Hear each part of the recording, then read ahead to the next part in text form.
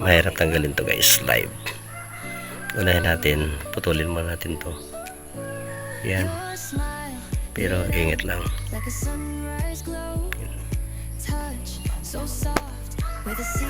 Ayan, naputol ko na dito. Ayan, naputol ko na.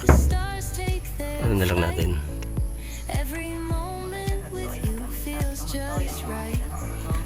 Ayan, at paano to?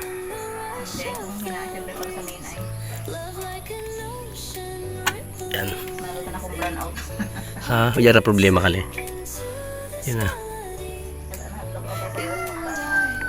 Hindi kali kaya nida. Yan na guys, naputol ko na. Tapos yung sa loob, ano na natin. Yan. Wala nang supply yan. Kaya pwede nang putulin pati yung ground. Yan. Ito yung ground.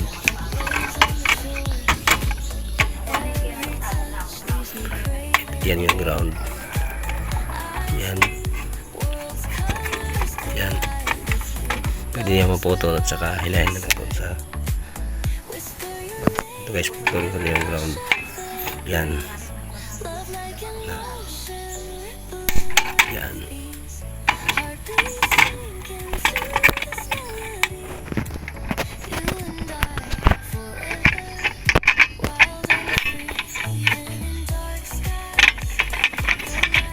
Yung ground. Tapos itong bako, kukunin lang natin itong bako. Ayan. Kunin muna natin. Mamaya ito, puputulin muna natin ito. Itong ground niya. Itong supply niya papunta sa mga ilaw. Puputulin muna natin. Para tanggalin na itong safety switch. Ayan guys, ang tanggal ko. Ito ako nun. Yun na yung natanggal. Yan. Bali, ang gawin natin, yan, tatanggalin lahat yan. Tapos, lagyan natin, ilipat natin doon sa baba yung safety switch. Lagyan natin ng temporary line. Yan. Bukunin natin mga wire. Yan guys, ginawa ko na lang muna siyang temporary. Yan o. Yan. Tapos yung safety switch doon sa baba.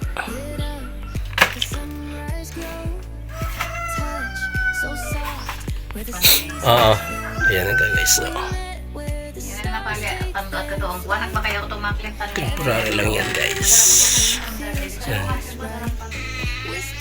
Saka natin ito ayusin pag natapos na itong bahay. Okay guys. Thanks.